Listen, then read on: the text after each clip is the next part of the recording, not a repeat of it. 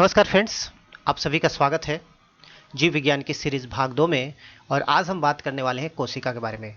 कोशिका से संबंधित जो भी महत्वपूर्ण प्रश्न बनते हैं सभी को यहाँ पर कवर किया जाएगा। तो पूरी तरह से कंप्लीट स्टडी के लिए आप हमारे साथ बने रहें। तो चलिए स्टार्ट करते हैं आज का हमारा कोशिका। इसके अलावा बता दूं कि इसके पहले हमारे चैनल पे भारतीय इतिहास, भारत के भूगोल, पर्यावरण और राजनीति विज्ञान की पूरी श्रृंखला समाप्त हो चुकी है और उसके ई बुक भी लॉन्च हो चुके हैं। तो आप चाहें तो उसका भी लाभ उठा सकते हैं, लिंक डिस्क्रिप्शन बॉक्स में दिया रहेगा। तो चलिए स्टार्ट करते हैं आज का हमारा कोशिका। बायोलॉजी में कोशिका बहुत ही इंपॉर्टेंट चैप्टर है और चाहे रेलवे की बात करें, चाहे एसएससी, चाहे अन्य किसी एग्जाम की, तो कोशिका से एक न एक प्रश्न जरूर बनते हैं। तो सभी प्रश्नों को ध्यान से देखें। पहला क्वेश्चन लेते हैं, जीवधारियों की संरचनात्मक एवं क्रियात्मक इकाई किसे माना जाता है? तो बहुत इंपॉर्टेंट प्रश्न है और यह है उत्तर सही कोशिका, क्योंकि कोशिका ही वह इंपॉर्टेंट भाग है जिसके द्वारा किसी जीव का निर्माण होता है। तो संरचनात्मक रूप से कोशिका ही मूल भाग है और क्रियात्मक रूप से, क्योंकि बहुत सारी ऐसी जो क्रियाएं होती है जो जीवन के लिए आवश्यक होती हैं वह कोशिका में ही संपन्न होती है। इसी कारण से इसे संरचनात्मक एवं क्रियात्मक दोनों ही इकाई माना जाता है। नेक्स्ट है, जीव में पाए जाने वाले अत्यधिक विविधता का क्या कारण है? तो बहुत सारे देखते हैं कि हम विभिन्न प्रकार के जीव जंतु पाए जाते हैं, तो इनमें विविधता का कारण है उत्परिवर्तन। नेक्स्ट क्वेश्चन, कोशिका की खोज किसके द्वारा की गई? कोशिका की खोज करने वाले वैज्ञानिक थे रॉबर्ट हुक, इन्हीं के द्वारा कोशिका की खोज की गई। नेक्स्ट है, कोशिका सिद्धांत यानी कि सेल थ्योरी का प्रतिपादन किसके द्वारा किया गया? तो सेल थ्योरी बहुत ही इंपॉर्टेंट है, आगे हम देखेंगे। और यह जो सिद्धांत दिया गया था स्लाइडेन एंड स्वान द्वारा दिया गया था, तो यह आपको याद रखना है। अब बात कर लेते हैं कोशिका सिद्धांत के बारे में कि कोशिका सिद्धांत आखिर कहता क्या है।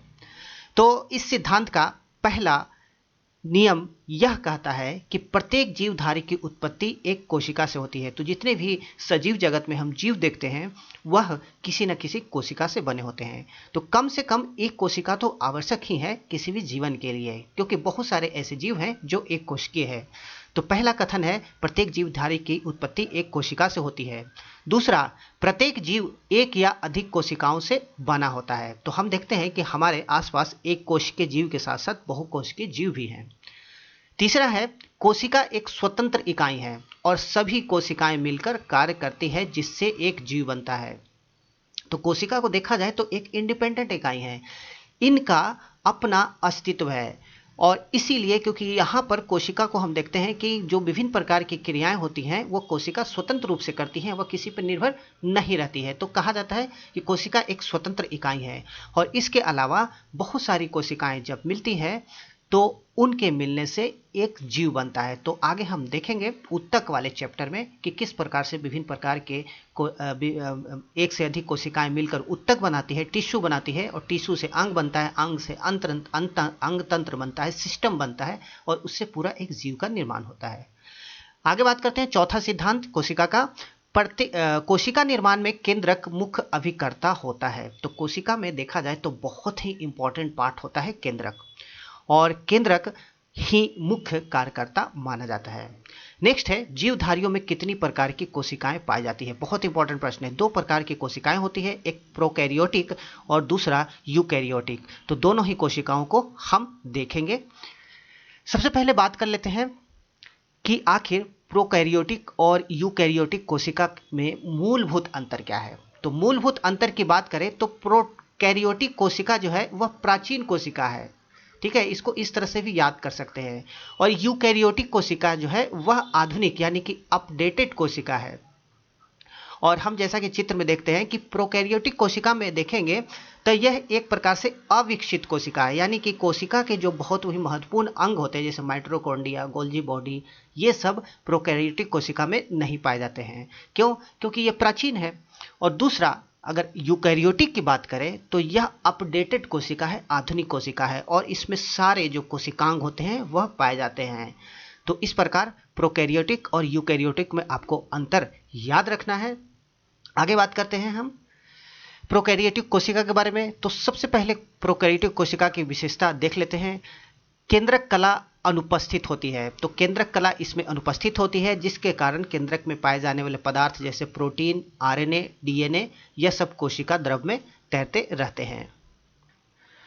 तो एक बार फिर से अगर चित्र की तरफ हम चलते हैं तो हम देखते हैं कि जो प्रोकैरियोटिक कोशिका होती है इसमें केंद्रक कला नहीं होती है, और इस कारण से जो इसके पार्ट होते हैं विभिन्न प्रकार के आरएनए, डीएनए, जो कोशिका के अंग होते हैं प्रोकैरियोटिक कोशिका के, वह कोशिका में तैरते रहते हैं। तो ये हमने देखा। दूसरा, विकसित कोशिकांग। जैसे कि विकसित कोशिकांग होते हैं, इनमें बहुत सारे अंग होते हैं, माइटोकॉन्ड्रिया, गोल्जी बॉडी आदि, लेकिन प्रोकैरियोटिक कोशिका में इसका अभाव होता है। तो दूसरा इंपॉर्टेंट फैक्ट। तीसरा, कोशिका मुख्य रूप से जीवाणुओं तथा नील हरित शैवालों में उपस्थित होती है। तो जो प्रोकैरियोटिक कोशिका होती है वह मुख्य रूप से जीवाणुओं में पाई जाती है, नील हरित शैवालों में पाई जाती है। इसके अलावा इसकी जो कोशिका भित्ति होती है वो बहुत ही पतली होती है, और प्रकाश संश्लेषण की जो क्रिया होती है प्रोकैरियोटिक कोशिका में वह थाइलेकोइड में होता है। तो यह आपको याद रखना है। अब बात करते हैं यूकैरियोटिक कोशिका के बारे में। तो दोनों में अंतर आपको ध्यान रखना है, एग्जाम में सीधा सीधा प्रश्न पूछा जाता है कि कौन सी विशेषता यूकैरियोटिक कोशिका की है। तो पहला है कि रचनात्मक आधार पर यह पूर्ण विकसित कोशिका है, यानी कि फुल्ली डेवलप्ड कोशिका है यूकैरियोटिक कोशिका, और इस प्रकार से जो जीव बनते हैं वह उच्च क्वालिटी के जीव बनते हैं यूकैरियोटिक कोशिका से। दूसरा है कि पूर्ण विकसित केंद्रक भी होता है, और जितने भी कोशिकांग होते हैं सभी यहाँ पाए जाते हैं। तो विकसित है ही, आधुनिक कोशिका है, तो निश्चित रूप से यहाँ पर एक विकसित केंद्रक होता है। नील हरित शैवाल को छोड़कर अन्य शैवाल, पौधे तथा जंतुओं में यह पाई जाती है। तो जितने भी जीव जंतु हैं वहाँ पर देखते हैं कि यूकैरियोटिक कोशिका होती है, जिसमें पूरी तरह से विकसित कोशिकांग पाए जाते हैं। चौथा कि कोशिका भित्ति जो होती है इसकी मोटी होती है। तो ये दोनों आपको अंतर याद रखना है प्रोकैरियोटिक और यूकैरियोटिक कोशिका में। इसके अलावा प्रकाश संश्लेषण की बात करें तो प्रकाश संश्लेषण क्लोरोप्लास्ट में होता है, जबकि यूकैरियोटिक कोशिका में देखा हमने कि जो प्रकाश संश्लेषण की जो क्रिया है वह थाइलेकोइड में होती है। आगे बात करते हैं, अमीबा पैरामीशियम किस प्रकार के जीव हैं। तो यह एक कोशिकीय जीव हैं, यानी कि यह ऐसे जीव हैं जिनका निर्माण एक कोशिका से ही हुआ है। इसके अलावा आपको बता दो कि कोशिका से संबंधित यदि आप वस्तुनिष्ठ प्रश्नों को प्रैक्टिस सेट को करना चाहते हैं तो उसका लिंक मैं डिस्क्रिप्शन बॉक्स में दे दूंगा, वहां भी आप जाके प्रैक्टिस कर सकते हैं। चलते हैं आगे प्रश्न की ओर। वैसे जीव जिनका शरीर अनेक कोशिकाओं का बना होता है क्या कहलाता है। तो अनेक कोशिका से जो जीव बनते हैं वह बहुकोशिकीय जीव यानी कि मल्टी सेलुलर कहलाते हैं, जबकि एक कोशिकीय जीव जो होते हैं वह सिर्फ एक कोशिका से बने होते हैं और उन्हें यूनिसेलुलर कहा जाता है। नेक्स्ट है, नाभिक के अलावा कोशिका के किस कोशिकांग में डीएनए उपस्थित होता है। बहुत इंपॉर्टेंट प्रश्न है, पूछा भी गया है। तो यह है माइटोकॉन्ड्रिया। तो जो नाभिक होता है यानी कि केंद्रक, उसके अलावा जो डीएनए होता है वह माइटोकॉन्ड्रिया में भी पाया जाता है। नेक्स्ट है, पादप कोशिका यानी कि पौधे की कोशिका और जंतु कोशिका से अलग किस आधार पर किया जाता है। तो कौन सा मुख्य अंतर है इन दोनों में। तो यह है कोशिका भित्ति की उपस्थिति, यानी कि जो पादप कोशिका होती है, जो पौधे की कोशिका होती है, उसमें कोशिका भित्ति पाई जाती है, लेकिन जो जंतु कोशिका होती है उसमें कोशिका भित्ति नहीं होती है। तो यह आपको याद रखना है। जैसा कि आप यहाँ चित्र में भी देख सकते हैं कि जो यहाँ प्लांट का सेल है यानी कि जो पौधे की कोशिका है वहाँ पे कोशिका भित्ति सेल वॉल पाई जाती है। इसके चारों तरफ आप देख सकते हैं ये कोशिका भित्ति है, जबकि जो एनिमल सेल यानी कि जंतु कोशिका है यहाँ कोशिका भित्ति नहीं होती है। इसके अलावा आपको याद रखना है कि जंतु कोशिका में कोशिका भित्ति तथा लवक अनुपस्थित होती है। तो लवक जो प्लास्टिड होता है वह भी अनुपस्थित होता है जंतु की कोशिका में। चलते हैं अगले प्रश्न की ओर। वह कोशिकांग जो पौधों की कोशिकाओं में नहीं पाए जाते हैं। तो पौधे की कोशिकाओं में वह नहीं पाए जाते हैं लेकिन जंतु वाले में पाए जाते हैं। तो यह है सेंट्रोसोम, जिसको तारकाकाय भी कहा जाता है। कोशिका भित्ति किस प्रकार की संरचना है, बहुत ही इंपॉर्टेंट है। तो कोशिका भित्ति जो संरचना है वह निर्जीव संरचना है, तो यह आपको याद रखना है। नेक्स्ट है, कवकों, शैवालों तथा विकसित हरे पौधों की कोशिका भित्ति किसकी बनी होती है। इंपॉर्टेंट प्रश्न है, एग्जाम में पूछा भी गया है, और यह होती है सेलुलोज की बनी हुई। नेक्स्ट है, जीवाणु एवं कुछ कवक की जो कोशिका भित्ति होती है वह किसकी बनी होती है। तो जीवाणु और कुछ कवक की कोशिका भित्ति कार्बोहाइड्रेट की बनी होती है। तो यह बहुत इंपॉर्टेंट प्रश्न है, इन दोनों को आपको याद रखना है, एग्जाम में पूछा जाता है। लसिका कोशिकाएं कहाँ बनती है। तो लसिका कोशिकाएं तिल्ली में बनती है। नेक्स्ट क्वेश्चन, कोशिका में उपस्थित किस संरचना के कारण कोशिका अपने बाहरी वातावरण से अलग बना रहता है? तो यह देखा जाए तो कोशिका की सेफ्टी के लिए, कोशिका में जो उपस्थित अंग हैं उनकी सुरक्षा के लिए बहुत ही आवश्यक है कि उसके चारों तरफ एक आवरण हो। तो कोशिका में जो संरचना उपस्थित होती है जिसके कारण कोशिका अपने बाहरी वातावरण से अलग रहता है, वह कहलाता है कोशिका कला या प्लाज्मा झिल्ली, यानी कि सेल मेम्ब्रेन। नेक्स्ट है, प्लाज्मा झिल्ली का वह गुण जिसके कारण केवल निश्चित वांछित पदार्थों को ही अंदर आने अथवा बाहर जाने की अनुमति होती है, यह क्रिया क्या कहलाती है? तो यह कहलाता है चयनात्मक पारगम्यता, यानी कि सेलेक्टिव प्रीमेबिलिटी। यानी कि अगर कोई कोशिका है, कोशिका के अंदर कौन सा पदार्थ बाहर से आएगा और कौन सा पदार्थ अंदर से बाहर की ओर जाएगा, यह इस झिल्ली के ऊपर निर्भर करता है और इसका जो यह गुण है यह कहलाता है चयनात्मक पारगम्यता। क्योंकि कोशिका क्या है, एक जीवित इकाई है और यदि कोशिका में अवांछित पदार्थ आ जाए तो निश्चित रूप से फिर वह कोशिका डेड हो जाएगी। तो इस प्रकार से कोशिका की झिल्ली ही यह निर्धारित करती है। नेक्स्ट है, प्लाज्मा झिल्ली किसकी बनी होती है? बहुत इंपॉर्टेंट है, यह प्रोटीन और लिपिड की बनी होती है। नेक्स्ट क्वेश्चन, मानव रक्त में पाई जाने वाली वह कोशिका जो अपनी आकृति बदलती है? तो यह बहुत इंपॉर्टेंट है और यह है व्हाइट ब्लड सेल। जैसा कि आप देख सकते हैं, रक्त के चैप्टर में हम चर्चा करेंगे इसके बारे में विस्तृत रूप से। तो यह हमें याद रखना है, श्वेत रक्त कणिकाएं जो हैं, व्हाइट ब्लड सेल, यह अपनी आकृति बदलती रहती है। नेक्स्ट क्वेश्चन, इलेक्ट्रॉन सूक्ष्मदर्शी का आविष्कार किसके द्वारा किया गया? तो इलेक्ट्रॉन सूक्ष्मदर्शी बहुत ही इंपॉर्टेंट है कोशिका का अध्ययन में, तो इसका आविष्कार नॉल एवं रस्का द्वारा किया गया। कोशिका के केंद्र में पाई जाने वाली वह रचना जो कोशिका के प्रबंधक के रूप में कार्य करती है, तो मैनेजमेंट का काम करती है कोशिका का, तो यह कहलाती है केंद्रक। तो केंद्रक, जैसा कि आप चित्र में देख सकते हैं, यह जो पार्ट है यह इसका केंद्रक है और यह प्रबंधक का काम करता है कोशिका में, न्यूक्लियस।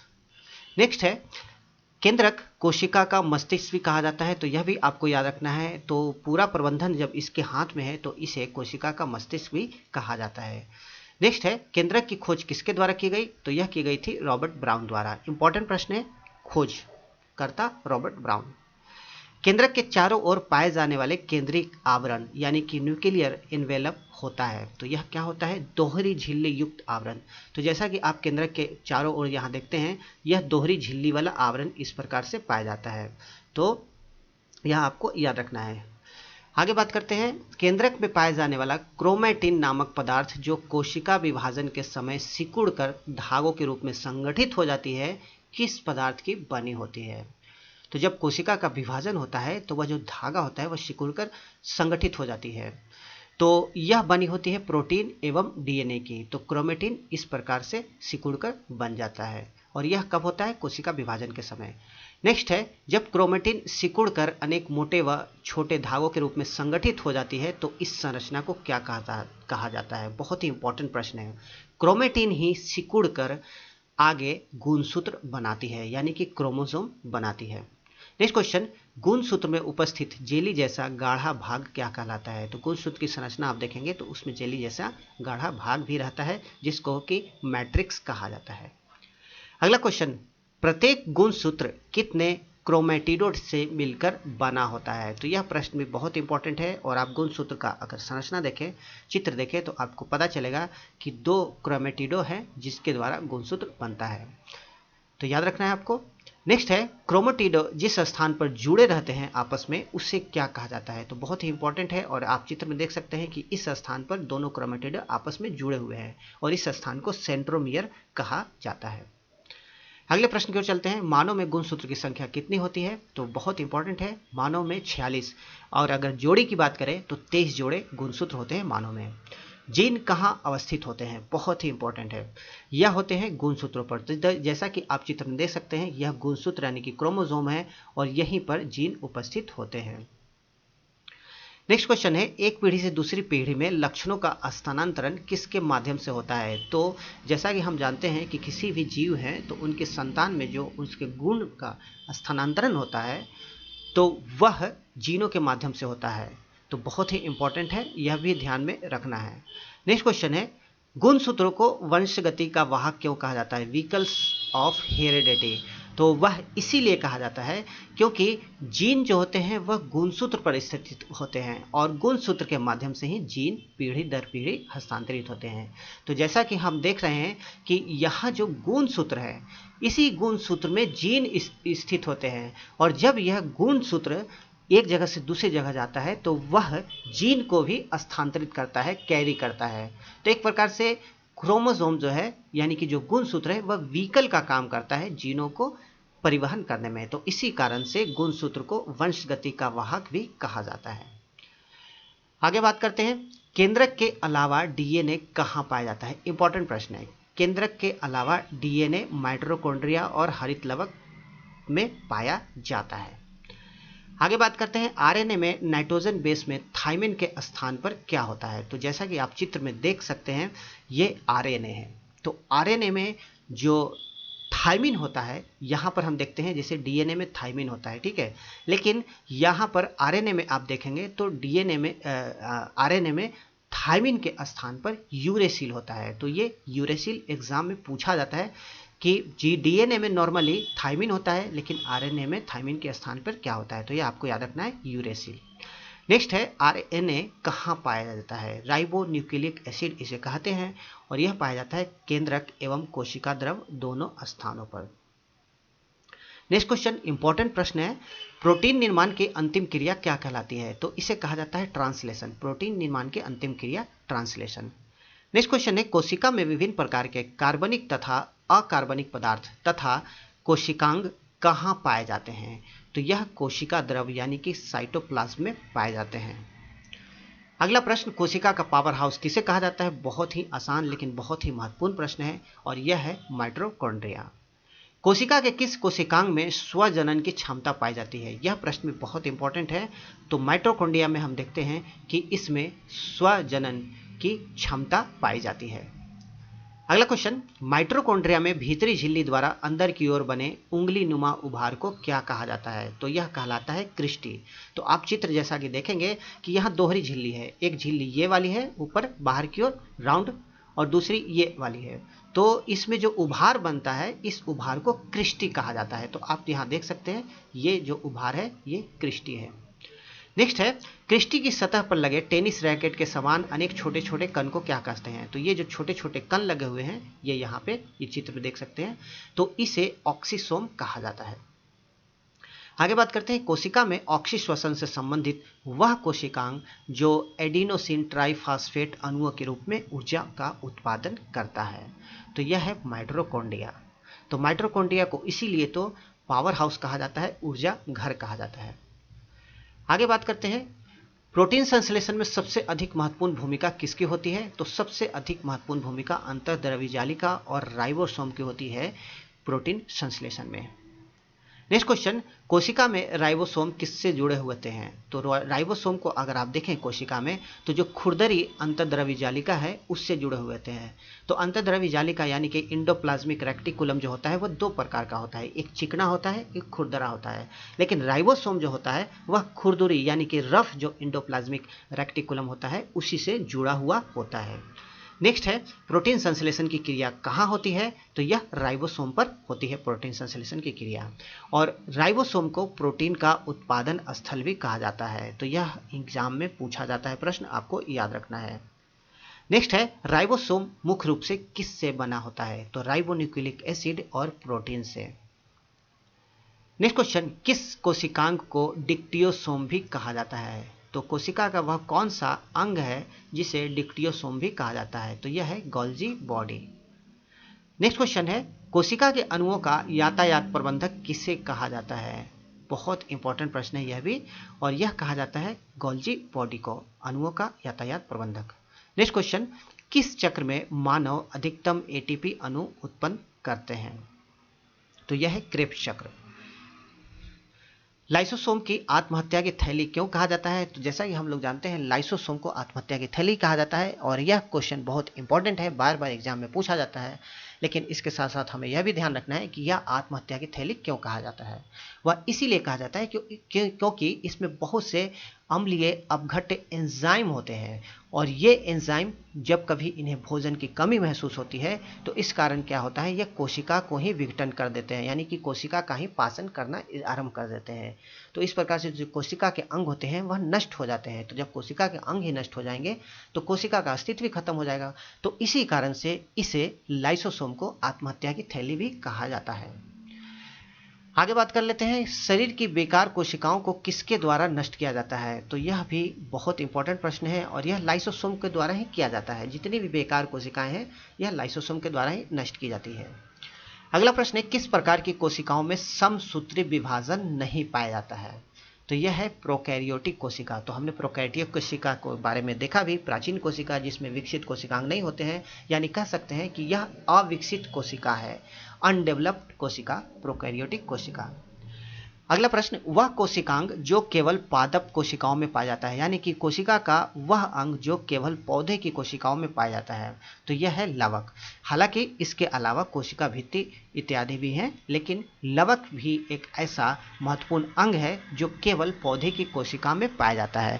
और लवक कितने प्रकार के होते हैं? 3 प्रकार के। हरित लवक यानी कि क्लोरोप्लास्ट, अवर्णी लवक यानी कि ल्यूकोप्लास्ट, और वर्णी लवक यानी कि क्रोमोप्लास्ट। तो तीनों ही इंपॉर्टेंट है और तीनों को ही देख लेते हैं।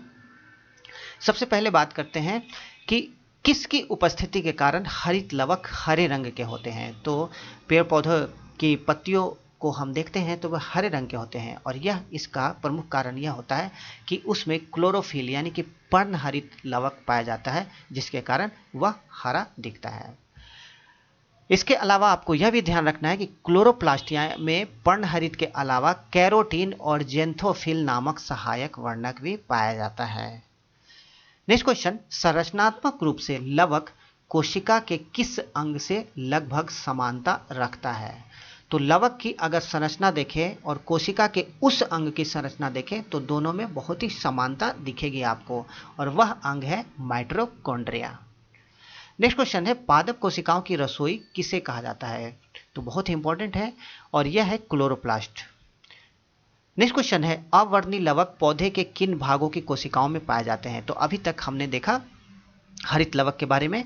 अब बात करते हैं अवर्णी लवक। तो अवर्णी लवक, वर्ण का मतलब होता है रंग, तो जिसमें कोई भी रंग ना हो। तो यह पौधे की उन भागों में पाए जाते हैं जो प्रकाश से वंचित होते हैं, जैसे कि जड़ और भूमिगत तना। तो जड़ जो पौधे की होती है वहाँ प्रकाश नहीं पहुँच पाता है क्योंकि वह जमीन के नीचे होता है। इसी प्रकार जो भूमिगत तना होता है जो जमीन के नीचे, वहाँ भी प्रकाश नहीं पहुँच पाता है। तो यहाँ पर देखा जाए तो मुख्य रूप से अवर्णी लवक पाए जाते हैं।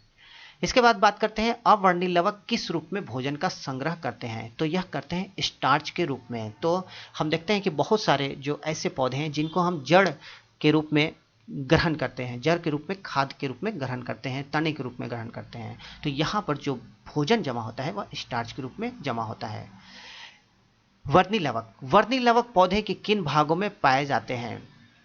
तो यह पाए जाते हैं पौधे के रंगीन भाग, जैसे कि फल फूल। तो विभिन्न प्रकार के फूल जो हम देखते हैं, विभिन्न प्रकार के उनमें कलर पाए जाते हैं, रंग पाए जाते हैं। फल में भी इसी प्रकार के रंग पाए जाते हैं। तो यह होता क्यों है? यह वर्णी लवक की उपस्थिति के कारण होता है। आगे बात करते हैं, प्रकाश संश्लेषण हेतु उत्तरदायी कोशिकांग जो केवल पादप कोशिकाओं में पाया जाता है। तो पौधे और जंतु कोशिका में देखा जाए तो एक बहुत बड़ा अंतर, उसमें जो क्लोरोफिल है उसके कारण उसमें जो पौधे में प्रकाश संश्लेषण के द्वारा भोजन बनाने का गुण आ जाता है, लेकिन जंतु में इस प्रकार का कोई गुण नहीं होता है क्योंकि उसमें क्लोरोप्लास्ट होता ही नहीं है। आगे बात करते हैं, कोशिका का भंडार ग्रह किसे कहा जाता है। बहुत इंपॉर्टेंट प्रश्न है, कोशिका का भंडार ग्रह, और यह कहा जाता है रसधानी, जिसको कि रिक्तिकाएं भी कहा जाता है। नेक्स्ट क्वेश्चन है, प्रोकैरियोटिक कोशिका में क्लोरोप्लास्ट की अनुपस्थिति के कारण प्रकाश संश्लेषण की क्रिया किसके द्वारा होती है। तो प्रोकैरियोटिक कोशिका हमने देखा कि बहुत सारे ऐसे जो कोशिका के जो अंग होते हैं वह अनुपस्थित होते हैं। तो आखिर वहाँ पर प्रकाश संश्लेषण की क्रिया किसके माध्यम से होती है। तो वहाँ पर जो आंतरिक कलाएं हैं उनके द्वारा वहाँ पर प्रकाश संश्लेषण की क्रिया होती है। नेक्स्ट क्वेश्चन है, कोशिका का आकार किस बात पर निर्भर करता है। बहुत ही इंपॉर्टेंट है। तो कोशिका को आप देखें तो विभिन्न प्रकार की कोशिकाएं होती है, छोटी से लेकर बड़ी तक, और उनका आकार भी विभिन्न प्रकार का होता है, गोल भी होता है, चौकोर भी होता है, आयताकार भी होता है। तो कोशिका का जो आकार है देखा जाए तो वह उसके कार्य पर बहुत हद तक निर्भर करता है, तो यह आपको ध्यान में रखना है। मानव शरीर की सबसे बड़ी कोशिका मानी जाती है, तो मानव शरीर की सबसे बड़ी कोशिका मानी जाती है तंत्रिका तंत्र, और यह बहुत इंपॉर्टेंट प्रश्न है, ध्यान रखना है। सबसे छोटी कोशिका किसकी होती है? तो सबसे छोटी कोशिका में आपको याद रखना है माइकोप्लाज्मा गैलोसेप्टिकम, और यह जीवाणु है। नेक्स्ट है सबसे बड़ी कोशिका किसकी मानी जाती है? तो यह है शुतुरमुर्ग का अंडा सबसे बड़ा कोशिका माना जाता है। आगे बात करते हैं केवल एक कोशिका से बना शैवाल जो 10 सेंटीमीटर तक लंबा हो सकता है। तो ऐसे शैवाल का नाम बताना है आपको जो केवल एक कोशिका से बना हुआ है और इसकी लंबाई 10 सेंटीमीटर तक हो सकती है, तो इसका नाम है एसिटोबुलेरिया। नेक्स्ट क्वेश्चन है कोशिका में प्रजनन एवं वृद्धि किस प्रकार से होती है? तो बहुत ही इंपॉर्टेंट है कोशिका विभाजन द्वारा, क्योंकि कोशिका का जब विभाजन होता है तो उससे कोशिका नई नई बनती है, तो बहुत ही इंपॉर्टेंट है। अगर कोशिका विभाजन ना हो तो वृद्धि जो जीव की होती है वह रुक जाएगी। नेक्स्ट क्वेश्चन है कोशिका विभाजन कितने प्रकार से होता है? तो 3 महत्वपूर्ण प्रकार है कोशिका विभाजन के, और तीनों को आपको ध्यान में रखना है। पहला है असूत्री कोशिका विभाजन, तो माइटोसिस यानी कि असूत्री कोशिका विभाजन, दूसरा है माइटोसिस यानी कि समसूत्री कोशिका विभाजन, और तीसरा है मेयोसिस यानी कि अर्धसूत्री कोशिका विभाजन। इन तीनों कोशिका विभाजन के बारे में कुछ देख लेते हैं महत्वपूर्ण प्रश्नों को। कम विकसित तथा एक कोशिकीय जीव जैसे कि कवक, शैवाल आदि में किस प्रकार का विभाजन होता है? तो हमने देखा कि बहुत सारे ऐसे जीव हैं जो कि बहुत ही कम विकसित हैं, उनमें देखा जाए तो कोशिका की जो संख्या है एक ही है, यानी कि एक कोश के जीव। तो बहुत सारे ऐसे जीव हैं और इनमें जो विभाजन होता है वह असूत्री कोशिका विभाजन होता है, अमाइटोसिस। कायिकी कोशिका विभाजन किसे कहा जाता है? तो कायिक कोशिका विभाजन कहा जाता है समसूत्री कोशिका विभाजन को, और कोशिका विभाजन की यह जो प्रकार है बहुत ही इंपॉर्टेंट है। इंपॉर्टेंट इसलिए है कि आगे हम देखेंगे। नेक्स्ट है किस कोशिका विभाजन में गुणसूत्रों की संख्या में बदलाव नहीं आता? तो गुणसूत्रों की संख्या में बदलाव समसूत्री कोशिका विभाजन में नहीं आता है। नेक्स्ट क्वेश्चन, वह कोशिका विभाजन जो सभी जीवों में वृद्धि, घावों को भरना, अंगों का पुनरुद्धान हेतु उत्तरदायी है। तो यह देखा जाए तो बहुत ही इंपॉर्टेंट है और यही इस कोशिका विभाजन का महत्व है, क्योंकि यदि यह समसूत्री कोशिका विभाजन न हो तो जीवों में वृद्धि, घाव भरे नहीं। तो इस प्रकार यहाँ पर समसूत्री कोशिका विभाजन को याद रखना है। जीवों में वृद्धि के लिए यही कोशिका विभाजन उत्तरदायी है, और हमें किसी प्रकार से चोट लग जाती है, हमारे सेल अगर किसी प्रकार से खराब हो जाते हैं वहाँ पर, तो जो घाव हैं, नए सेल किस प्रकार से बनेंगे और घाव कैसे भरेंगे, तो यह समसूत्री कोशिका विभाजन के द्वारा ही होता है। इसके अलावा हम देखते हैं कि बहुत सारे जीव ऐसे होते हैं जिनके अंग अगर कट जाते हैं तो उसके स्थान पर धीरे धीरे नए अंग भी आने लगते हैं। नए अंग मतलब उसी अंग को फिर से वह डेवलप कर लेते हैं। तो यह पुनरुद्भवन की क्रिया द्वारा होती है, और यह कोशिका जो विभाजन होती है यह समसूत्री कोशिका विभाजन ही कहलाती है। समसूत्री कोशिका विभाजन को कितने चरणों में बांटा गया है? तो मुख्य रूप से यह 4 चरणों में बांटा गया है। मियोसिस यानी कि अर्धसूत्री कोशिका विभाजन को न्यूनकारी कोशिका विभाजन क्यों कहा जाता है? तो न्यूनकारी कोशिका विभाजन इसीलिए कहा जाता है क्योंकि जो गुणसूत्र की संख्या है इसमें आधी रह जाती है। और समसूत्री कोशिका विभाजन में हमने देखा कि गुणसूत्रों की संख्या में कोई बदलाव नहीं आता है। नेक्स्ट क्वेश्चन है, वह कोशिका विभाजन जो केवल जनन कोशिकाओं में होता है? तो केवल जनन कोशिकाओं में होता है, यह है अर्धसूत्री कोशिका विभाजन। यह क्वेश्चन आपको याद रखना है, एग्जाम में पूछा भी गया है कि जनन कोशिकाओं में किस प्रकार से विभाजन होता है। अगला क्वेश्चन है, अर्धसूत्री कोशिका विभाजन में एकमात्र कोशिका से कितनी संतति कोशिकाओं का निर्माण होता है? तो यहाँ पर 4 कोशिकाओं का निर्माण होता है, संतति कोशिकाओं का। अब बात कर लेते हैं कुछ कोशिका से संबंधित महत्वपूर्ण खोज और उनके खोजकर्ता के बारे में। तो बहुत ही इंपॉर्टेंट है, एग्जाम में बार बार पूछा जाता है, तो पूरी सीरीज है, आप देख लें। सबसे पहले बात करते हैं कोशिका की खोज। तो कोशिका की खोज रॉबर्ट हुक द्वारा की गई थी। जीव द्रव का नामकरण करने वाले वैज्ञानिक थे पुरकिंजे। तो पुरकिंजे द्वारा जीव द्रव का नामकरण किया गया था। नेक्स्ट है कोशिका सिद्धांत। तो कोशिका सिद्धांत को देने वाले श्लाइडेन एंड स्वान थे और कोशिका सिद्धांत में हमने देखा 4 महत्वपूर्ण सिद्धांत थे, उनको आपको याद रखना है। डीएनए का डबल हेलिक्स मॉडल बहुत इंपॉर्टेंट प्रश्न है, वाटसन और क्रिक द्वारा डबल हेलिक्स मॉडल दिया गया था डीएनए का। केंद्रक की खोज करने वाले हैं रॉबर्ट ब्राउन, यह प्रश्न भी बहुत ही इंपॉर्टेंट है, ध्यान रखना है। राइबोसोम की खोज करता, तो राइबोसोम की खोज करने वाले हैं पैलेड। तो राइबोसोम जैसा कि हम देख रहे हैं तो इसकी खोज करता थे पैलेड। लाइसोसोम की खोज किसने की, तो डी डुबे महोदय द्वारा लाइसोसोम की खोज की गई और लाइसोसोम को आत्महत्या की थैली भी कहा जाता है। आगे बात करते हैं माइटोकॉन्ड्रिया, जिसे कोशिका का ऊर्जा ग्रह कहा जाता है, इसकी खोज करने वाले थे अल्टमैन। तो अल्टमैन का नाम आपको याद रखना है, इन्हों के द्वारा ही माइटोकॉन्ड्रिया की खोज की गई थी, कोशिका के ऊर्जा ग्रह के। सेंट्रोसोम की खोज करने वाले बोवेरी महोदय द्वारा सेंट्रोसोम की खोज की गई और गोल्जी बॉडी को कैमिलो गोल्गी द्वारा खोज किया गया। तो इन्हीं के नाम पर रखा गया है इस कोशिका का नाम गोल्जी बॉडी।